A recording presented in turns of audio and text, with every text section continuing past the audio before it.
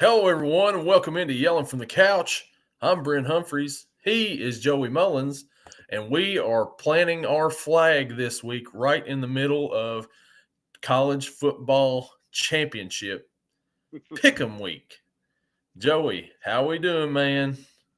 I am doing great, man. Ready for this championship week. Gosh, this is the greatest time of the year. I know we say it every podcast, but I love it.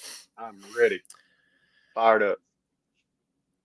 Yeah, we've got playoff football now.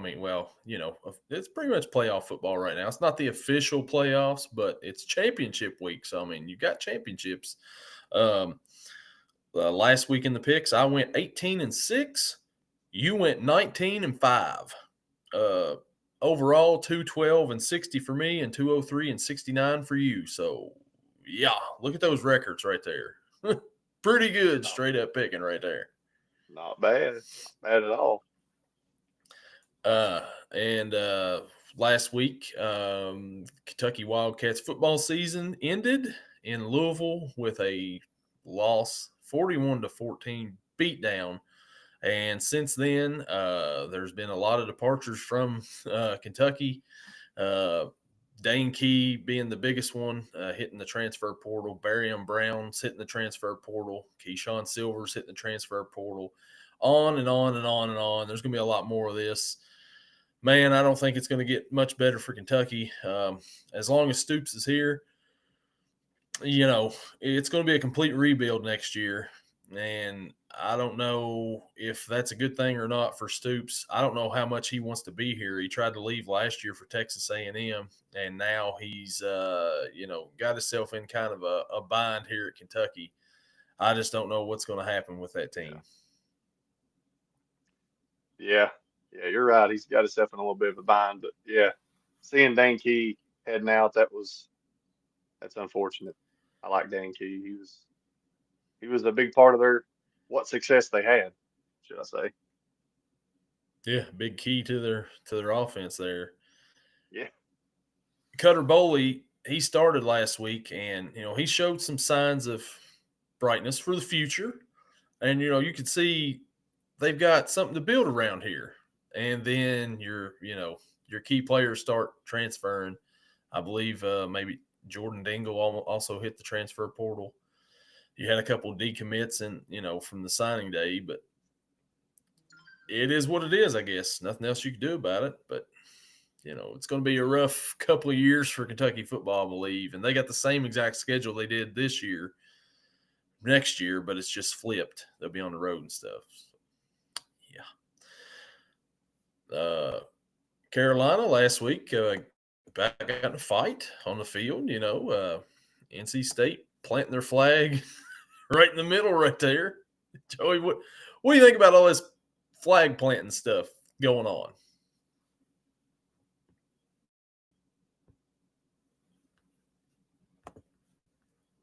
There's a lot of flag planting stuff. Ohio State, Michigan, they planted their flag. Pepper sprayed was going on during that. Ohio State players fighting. yeah. Yeah, what do you think about all this flag planting stuff? Ah, man, I get it when it comes to, it's rivalry week.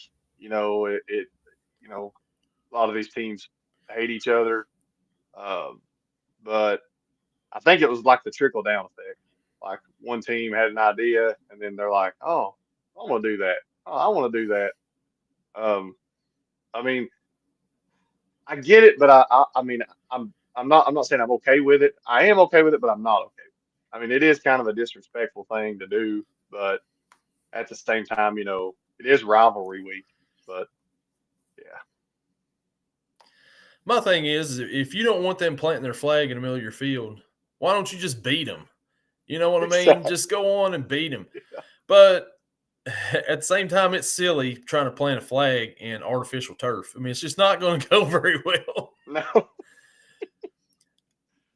Oh and I Lord. don't know, but it's crazy. Like you said, it's a trickle down effect. One team does it, and then everybody else is like, "Oh, that was cool. Let's try to start a fight here." Pretty much, and is And another question here about the Ohio State game, Joey, is Jack Sawyer your favorite player now for Ohio State with Gus Johnson's call of that interception?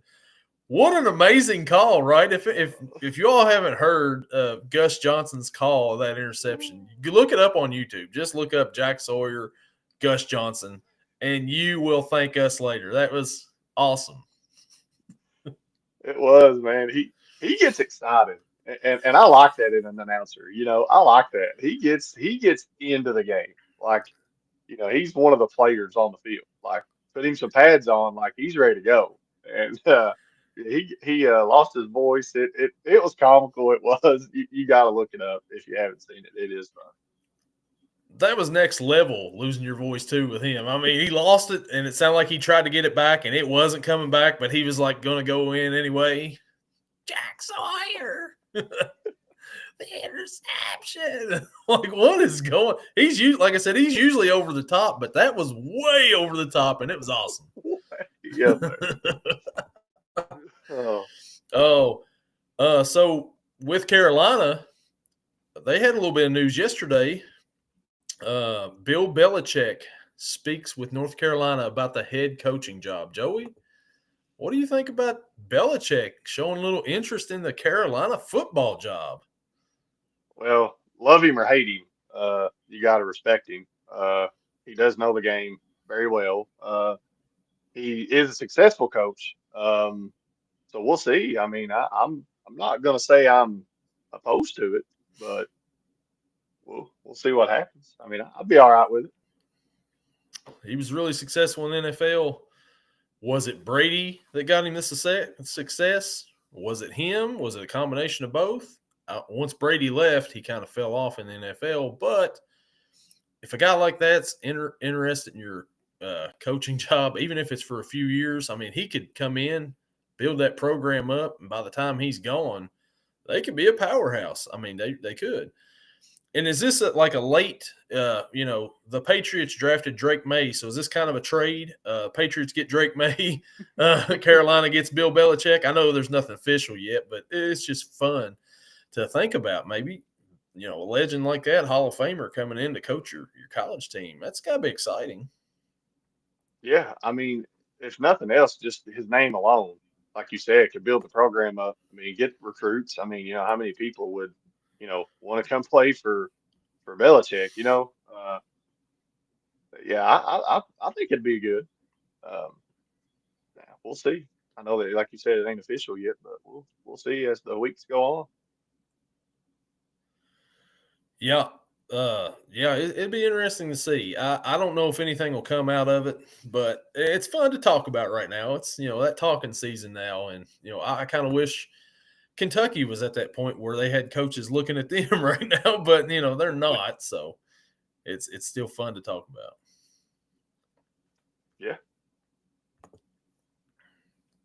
Yeah. So we'll go ahead now and we will roll on into conference championship week with our pick'ems here. And we start Friday night, 8:00 on Fox. Number 20, UNLV Running Rebels travel to Boise to face the number 10 Boise State Broncos. Boise's a 4-point favorite. The over-under is 57.5. This is the Mountain West Championship. Joey, actually, before we get into that, what are your thoughts on the 12-team playoff as they sit right now? They have Alabama in the number 11 hole, and they've got Miami at number 12. Alabama, a 3-loss team. Miami, a 2-loss team. What are you thinking about that, Joey? What's your thoughts on it? Well, I mean, you're looking at body of work. I mean, honestly, I know for definite Miami should be in. Alabama's a little questionable, but I'm okay with it. I'm okay with it. I'm fine with it. I think Miami deserves, a little bit more of a better nod than what they got, but it's just me. Yeah, and they're wanting to put Alabama in this playoff, right? I mean, it's clear that they're wanting to put them in there. They put them at number 11. They don't play this week. So if one of these teams like SMU or somebody loses, like Alabama's like automatically in, and that's just like crazy. But it is what it is, I guess. I mean, Alabama's had a couple of bad losses this year. Vandy on the road. Vandy was a better team, but you should still beat Vandy. You're Alabama. And then they lose to Oklahoma at Oklahoma and don't even score a touchdown, just get beat down. Miami lost 2 games this year. They lost to Georgia Tech in a close game, and they lost this past week to Syracuse, who has the best offense in the nation statistically. Yeah. Lost to both of those teams, close losses, and they're getting punished for the close losses. Alabama's getting beat down and getting the benefit of the doubt. I think people's thinking that Nick Saban's still the coach of that Alabama team, which he's not. And I think that's where a lot of this bias is coming from here for the SEC. But, is it going to be more exciting if Alabama's in there? Maybe. I mean, Milrose, exciting to watch, but do they deserve to be in there? No, I don't think they deserve to be in there. And they're like I said, if SMU loses this week to Clemson, they're getting in. Alabama's definitely in. I mean, they may be in already, but definitely if SMU wins. If Clemson wins, then we've got chaos. Because you're going to put Clemson in over Miami. Are you still going to keep Alabama at that 12 spot, or what are we doing? But if UNLV beats Boise tonight, that's also going to throw a wrench into plans here. So, I mean, I'm kind of rooting for chaos. I probably won't pick a lot of chaos here, but I'm rooting for chaos because it'd be interesting to see. Are you still going to put Alabama in with these other teams? Because if UNLV wins, then I don't know who gets the automatic bid at that point because it's got to be the top team. It may be Tulane. I don't know. Whoever's got the best record out of it may be Boise. Maybe Boise's already locked it up. I'm not sure, but it's going to be real interesting to see with these games up this week, see what kind of pickle the committee got themselves into. Yes. Yes. And I'm like you. I always root for chaos. I mean, because I just like it gives you more to talk about. It's more exciting. Like you said, the committee. I always like putting the committee on the spot in basketball and football. Like what kind of predicament now? Now what are you gonna do? Just to see. But yeah, we'll see. I got a feeling there is going to be some chaos. And I should say I like chaos when it doesn't involve my team, and my team's nowhere Oh near yeah, this chaos, so I'm definitely rooting for chaos. same. Joey, what are you thinking about the Mountain West Championship game tonight? Who you got? Well, I've got Genty winning the game. He's. I mean, don't get me wrong. Now Madison has had a great year. He's thrown the ball a lot. He's thrown for 21 touchdowns and only 3 picks. So he's thrown the ball. He gets kind of lost in the spotlight, I think, because of Genty, because the year he's having. But I got Genty going for probably 200 yards and a couple touchdowns. So Boise State last week, they beat Oregon State, and Genty had 226 yards rushing and a touchdown. He had as many yards rushing as Oregon State's quarterback had passing, 226, and he also had more yards than his quarterback did passing. So, man, he had we're returned to form for Ashton Genty. It's crazy to say, but, he had over 200 for the first time in a few weeks. And it's a return to form, so it's weird to say that, but yeah. The other hand, UNLV, they've had a good season. 10-2. They lost one game in the Mountain West. They won last week over Nevada, 38-14. Haj Malik Williams is a good dual threat quarterback. Ricky White's a good wide receiver out there for him. But I don't think they've got enough to handle Boise State. I think this will be a decent game, but I'm with you, man. I think Genty's going to have a huge game once again.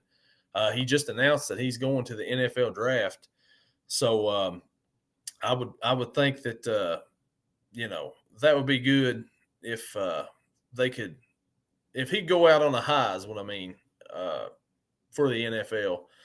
If he has a big game today and then he goes on into the NFL, draft. I mean, he's going to go to the playoffs, so he's going to get another chance after this. But I think he's going to go for 200 and a couple of touchdowns as well. So give me Boise State in this one.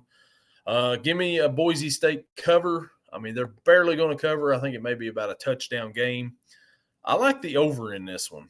I think there's going to be a lot of points scored. Genty's going to go for a lot of yards. Malik Williams and the guys over there, they're going to run the ball a lot. But he's going to throw to Ricky White some. That's about the only target he's really got. Jacob DeJesus, he throws to a little bit. But, give me Boise State in that one and give me a Boise State cover. The next matchup is 8 o'clock on Saturday. It'll be the Tulane Green Wave traveling to West Point to face the number 24 Army Black Knights in the American Athletic Championship, the AAC. Tulane is a 5-point favorite in this one. The over-under is 45.5. I think that in this game right here, this should be a good matchup. Army has won quite a few games this year. They lost one game to Notre Dame, and they got pounded in that game, which is understandable. Notre Dame is a really, really good team. Really, really good. They got a shot at the title. So there's no shame in losing that game right there. And then, on the other hand, Tulane, they've had a really good year as well until last week. And then for some reason, they go out and they lose to Memphis at home on Thanksgiving night. Memphis just handled them. Mensah, the quarterback for Tulane, he threw for 317 yards. Williams, the wide receiver, had 130 yards receiving and a touchdown. But Anderson, the running back for Memphis, had 177 yards on him. So they got the ball ran on them pretty well. I mean, they ran the ball a lot against them and had a lot of success. And that is Army's thing. Army loves to run the ball. So I think that in this one right here, Bryson Daly, Kanye Udoa is going to run the ball quite a bit. I think they're going to have a lot of success running that ball. But ultimately, I don't think Army's going to have enough. Army beat Texas San Antonio last week by 5 to bounce back. Bryson Daly had 147 yards rushing, 2 touchdowns. I think he's going to get about the same this week. But I think that Tulane ultimately is probably going to win this game. But I like Army to cover. It's going to be a fun game in West Point. This is the way it should be. Give me Tulane to win. Give me Army cover. And I will take an under in this one, 45.5. Joey, what do you got in it, man? I'm going to take Army in this one. I know it's pulling it out early, but I'm going to take Army. I think Bryson Daly and them, I think they can get it done. Give me the under in this too, but give me Army. And all right, well, I mean, I guess I'm unpatriotic this week, but I'll be pulling for Army. I like Army. I hope they win, but I just think Tulane's a little bit better of a team overall. But Army's fun to watch when they're not playing Notre Dame. Yeah. And then we go to 7 o'clock tonight on CBS Sports Network, the Conference USA Championship. The Western Kentucky Hilltoppers travel to Jacksonville, Alabama to face Jacksonville State. Oh, man, I knew this. Man, Jacksonville State, what is their mascot? Man, I knew it. I was going to say the Jaguars. No, it's not. It's not the Jaguars. I can't remember either. Jacksonville State's a 4.5-point favorite. The over-under is 58.5. Joey, who we got in the Conference USA title game? Oh, man. I'm going to have to lean with Jacksonville State. I think Huff and the boys are going to huff and puff and blow the Western Kentucky team down. And what's this over-under? 58.5. Give me the over. Mm-hmm. Give me the over. Give me a Western Kentucky cover, but give me a Jacksonville State win. I like it. Jacksonville State Gamecocks with Tyler Huff, who is a dual threat. I mean, he gets as many rushing yards as he does passing just about. And then you have Stewart, the running back. He's had a really good year, 20 touchdowns on the season. And on the other side, Western Kentucky, they throw it around a little bit. This one time at Velt Camp, he has 22 touchdowns, 10 picks on the year. So, I mean, he likes to throw it around. He likes to get picked off, too. But I think this is going to be an entertaining game, these two teams right here for the Conference USA Championship. Jacksonville State, earlier in the year, man, they were playing on Tuesday and Wednesday nights, and that was the only football on. And we saw a lot of Jacksonville State earlier on in the year. They lost to Western last week, 19-17. So it's interesting that they play back-to-back weeks against them. So it's going to be interesting to see how that goes. I'm with you, though. I think that this game here, that last game was at Western. This game's at Jacksonville State. I think it's going to be a difference in the weeks there. Give me Jacksonville State to win this one. And I think that Jacksonville State actually will cover this spread. I think it'll be about a touchdown win for Jacksonville State. But this one's got the makeups of a good game right here, especially if you like points. Take the over in this one. That's what I'm going with. Yes. Then we head to Saturday. And at 12 o'clock, which is not the big noon kickoff this week. That's a shocker. The Dr. Pepper Big 12 Championship. Everybody had this one right here.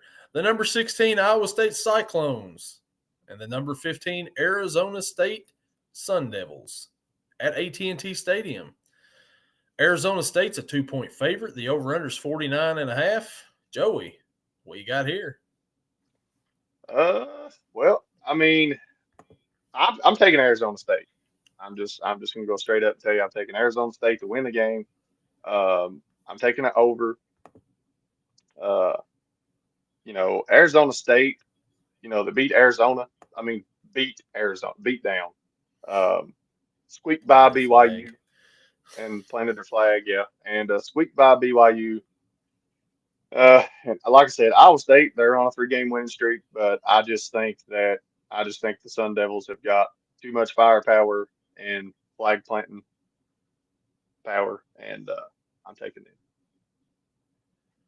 Yeah, man, Arizona State, they've been on a roll here lately. They had that play there a few weeks ago against BYU, 1 second, and the whole crowd stormed the field, which, then their coach went insane, kind of like, who was that one that went insane not too long? Oh, Danny Hurley. And then Iowa State, on the other hand, like you said, they've been on a little streak here, but they lost to Kansas earlier in the season. I just don't feel like they're really all that great. I don't know. They're kind of, whenever you think about seeing them play, Arizona State seems kind of fun. I'm going to take Arizona State in this one as well. And I think that Arizona State covers that 2-point spread. They win by a field goal, and give me an under in this game. Scatterbo has been a really good running back for Arizona State. He's got 17 touchdowns on the season, almost 1,400 yards rushing. Give me Arizona State in this one. And, man, Arizona State, whoever wins this, they're going to the playoff. One of these teams is going to the playoffs. And if you would have told me that at the beginning of the year, coming from the Big 12, I'd have been like, you mean Arizona? Arizona will probably win it, not Arizona State. Oops. Yeah. The next 12 o'clock matchup, the MAC Championship. The Ohio Bobcats face the Miami Redhawks at Ford Field in Detroit, where there was a little game last night. Miami is a 2-point favorite. The over-under is 44.5. Joey, who you got in the MAC? Give me Miami, Ohio to win this. They've had a great year. They've beat down most of their opponents. Yeah. I'm taking Miami of Ohio to win this one. Give me the over in this game too, and yeah, I think they'll cover that 2-point spread. Yeah, who said Miami's not going to be in a championship game this year? Here they are right here. Miami's playing Ohio. Miami 8-4. We've seen a little bit of them too in them early week games, and they've been, Gabbert, the quarterback there, been all right. But Kentucky played Ohio earlier in the year, and they beat down Ohio 41-6.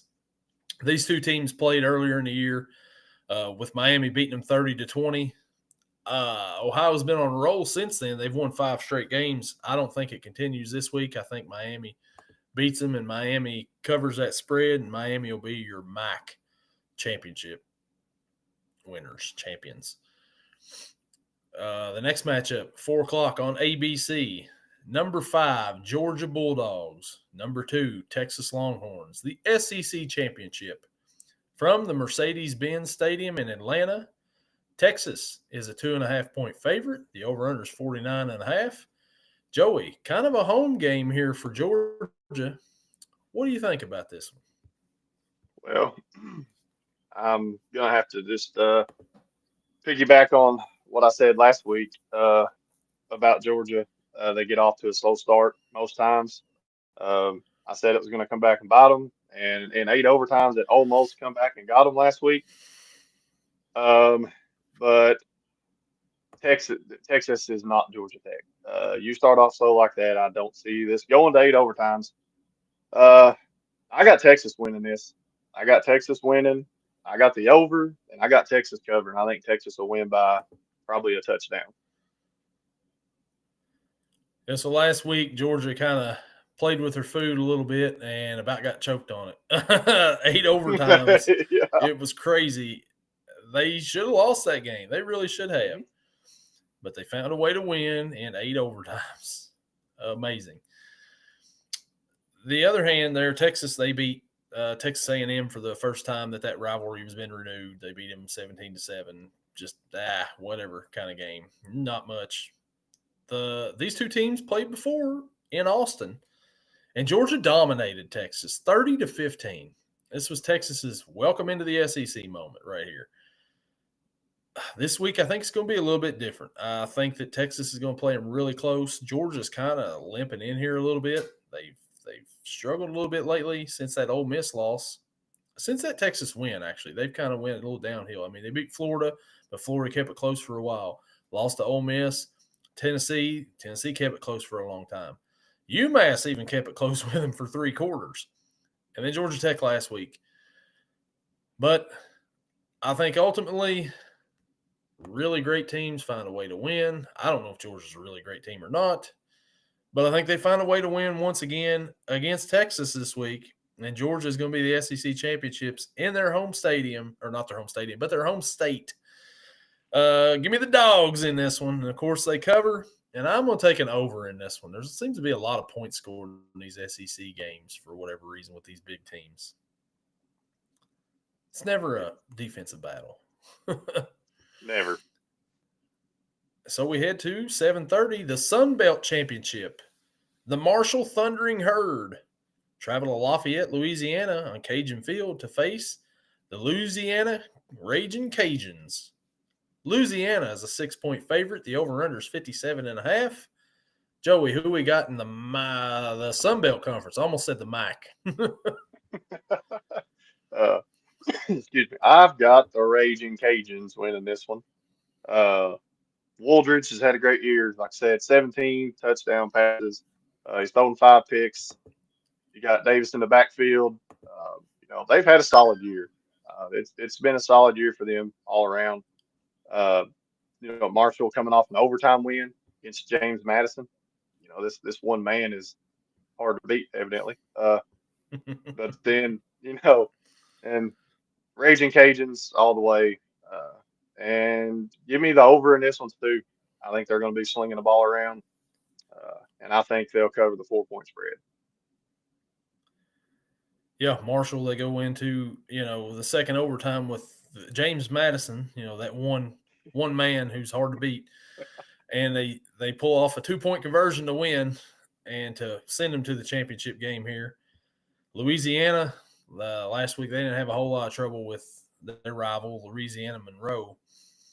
Louisiana's had a pretty good season, 10-2 on the year. They lost to Tulane, which there's no shame in that. Tulane's a good team.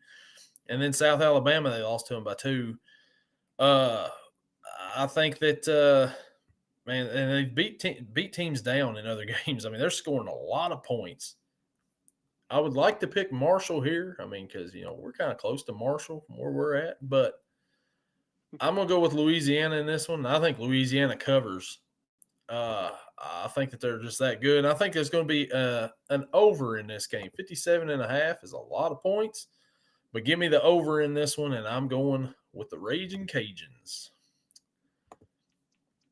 And the next matchup, uh, 8 o'clock on CBS, the Big Ten Championship, the number 3 Penn State Nittany Lions face the number 1 Oregon Ducks from Lucas Oil Stadium in Indianapolis. Oregon is a 3.5-point favorite. The over-under is 50.5. Joey, what do we think about the Big Ten Championship? This is a spot where this should have been a rematch between Ohio State and Oregon, but one team dropped the ball. Who you got in this one? Well, I don't think Oregon's going to drop the ball in this one. I'm taking Oregon in this one. You know, undefeated. You know, they've had a great year. So's Penn State. I mean, Penn State's had a terrific year too. Um, I just think that Oregon's offense is just too much.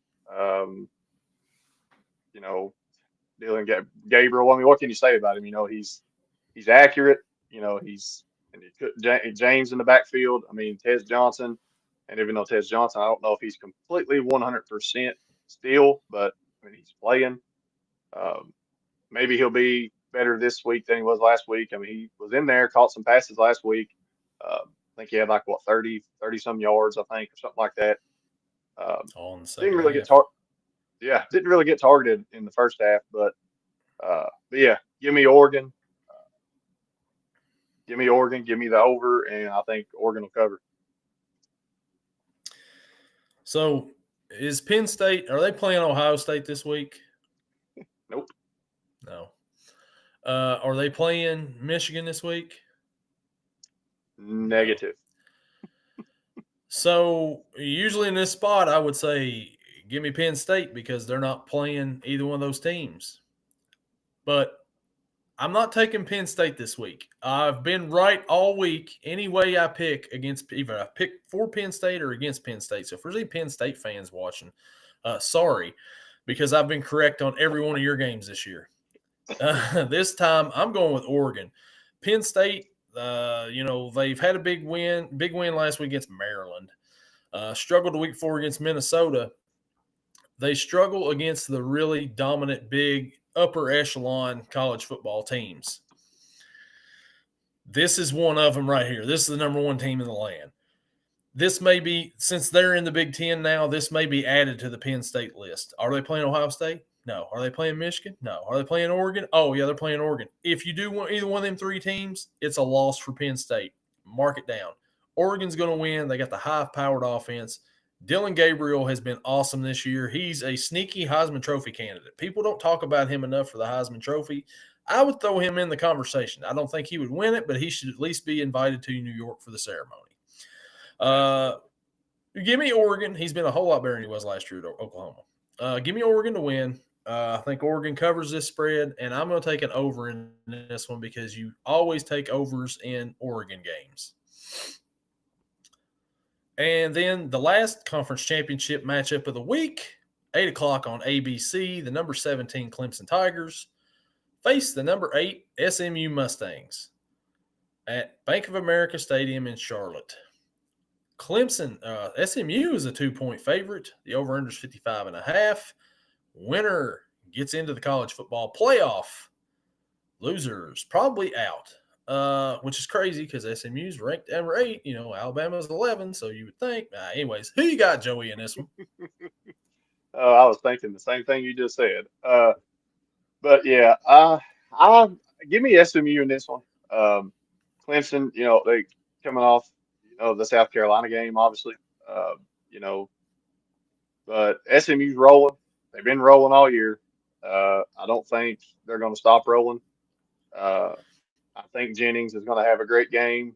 Uh, you know, I just give me SMU. I think SMU will cover, and I think SMU is going to solidify their spot in the playoff.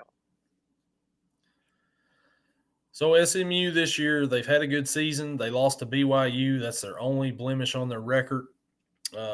They beat teams like TCU, Florida State, Louisville, Stanford, Duke by 1, Pitt, Boston College. I mean, it's not been the greatest schedule for SMU, so maybe that's what they're taking into consideration between them and Alabama.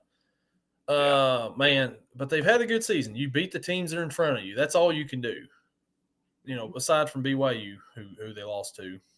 But Clemson, on the other hand, they lost to Georgia. They got pounded by Louisville, and then last week they lost to South Carolina in the Battle of the Palmetto State. They've had a kind of a down year for them. They really haven't had the toughest of schedules either. When you look at it, they didn't play Miami or Duke, Syracuse, some of these top teams in the ACC. They didn't play them. They didn't play SMU until now. So it's kind of hard to pick this game right here. Neither one of these teams have really had the toughest schedule. So you get why they're wanting to put Alabama in there, because Alabama's played a schedule, but you can't go by that. Man, this is a hard one to pick. I really don't know. I think that Clemson's going to come out and they're going to win this game, and there's going to be a little bit of chaos.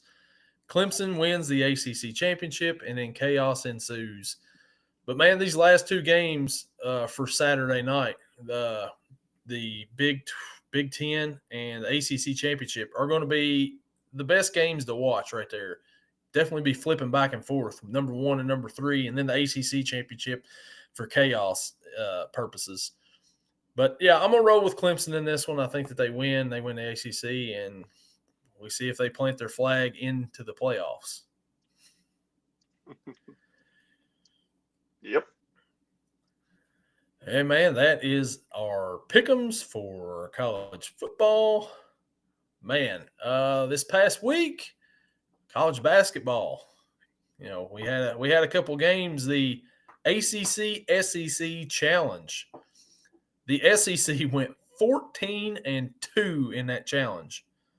One of those 2 losses, unfortunately, was the Kentucky Wildcats. They fell to Clemson, those Clemson Tigers at Clemson. One of those wins for SEC was Alabama defeating North Carolina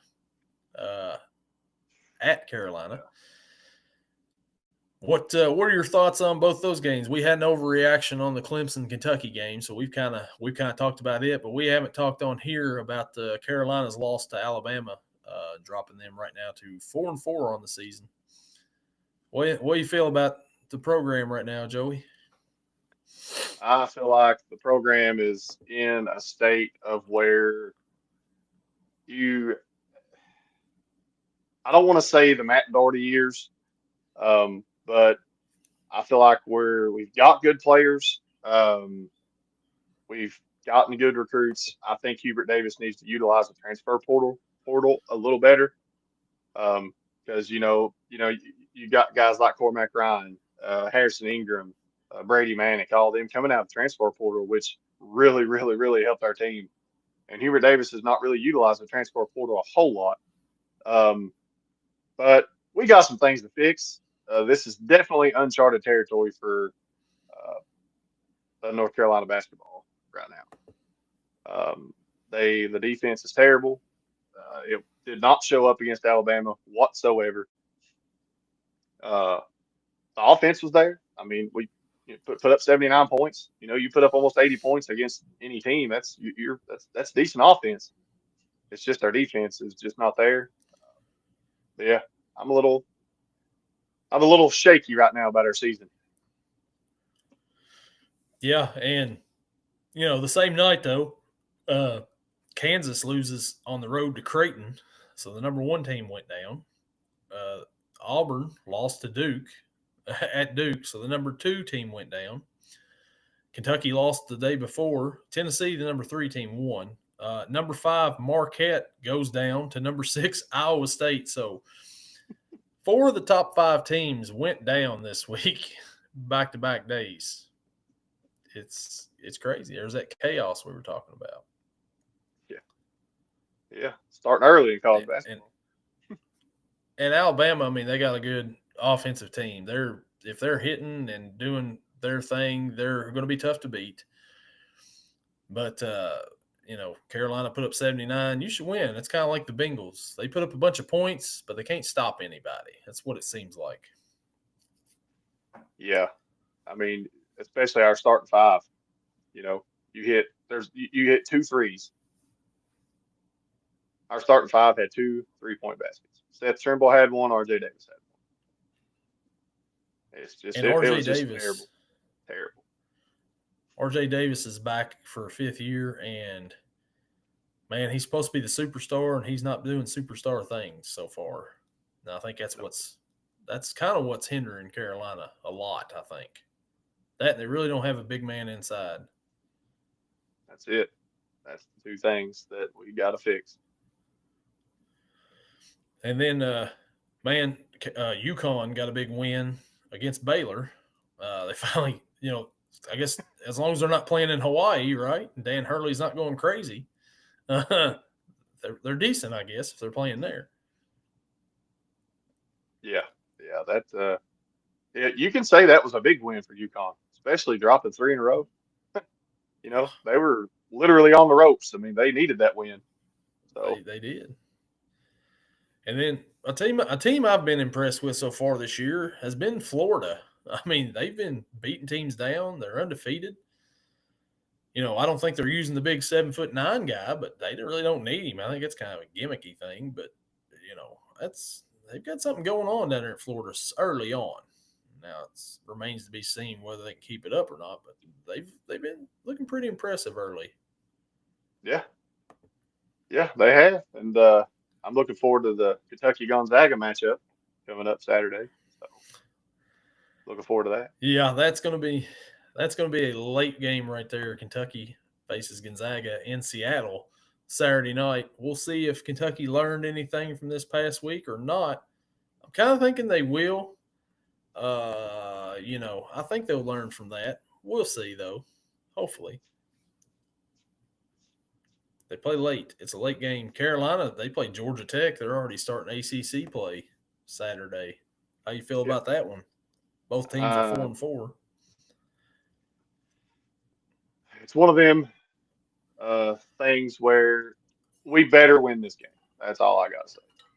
They better somehow find a way to beat Georgia Tech at home in the Dean Dome. I mean, you cannot come away with a loss here, and I think we're teetering on the line of it's getting ready to be a disaster year. Yeah. Yeah, you got Damian Stoudemire and Georgia Tech coming in.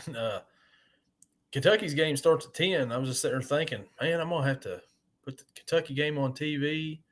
I'm going to have to watch the college championships on my phone. I was like, man, I'm going to have to watch the end of them on my phone, But Yeah. there's going to be a lot of action going on Saturday, and we're ramping up college basketball hot and heavy here pretty quick.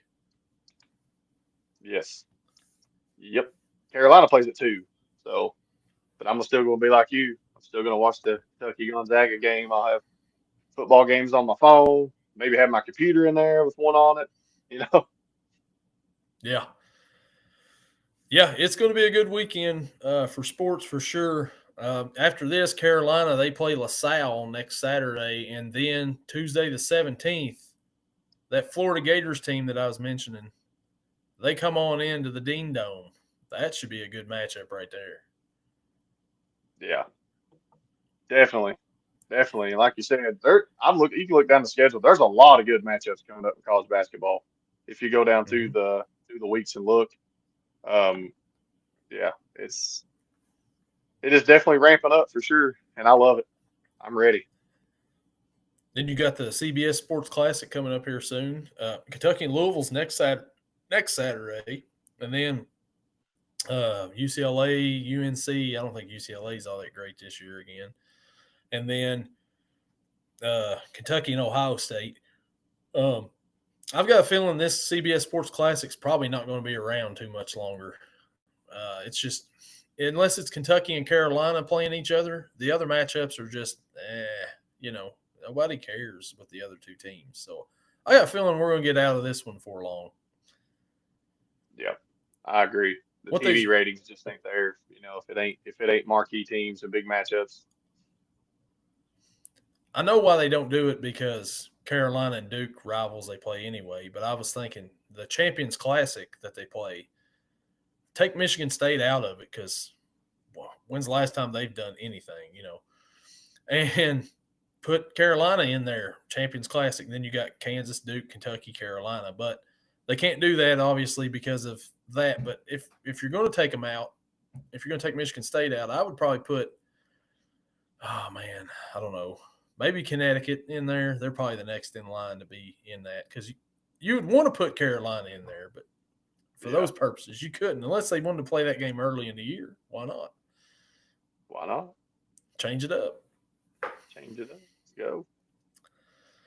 But yeah, we got a lot of basketball coming up. Football should be fun this week. Next week you'll have the Army-Navy matchup, and then we'll start. There'll be some bowl games starting, and then the week after that, man, it's playoff time.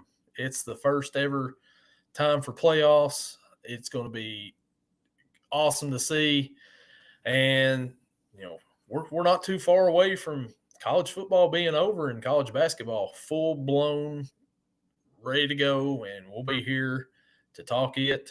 And yeah, we'll get to watch a lot of good ball. That's it, man. Always great when there's any basketball, football, anything on. I'm always watching something. I'm sure you're the same way. I'm always finding some kind of sport to watch. Oh yeah, as long as it's not hockey or soccer or golf or tennis or in NASCAR or any of that stuff. I mean, I just can't watch any of that stuff anymore. Yeah. But that'll do it this week for this episode. Check us out on subscribe if you haven't subscribed, like. Check us out on Twitter at Yelling Couch, at Wagering Couch. Check out Wagering Couch on TikTok. And we will be back next week with probably more basketball than football next week. We probably won't pick – we'll probably pick the Army-Navy game. We probably won't pick any bowl games unless it's the championship games. But we're going to start talking college basketball next week on the pod.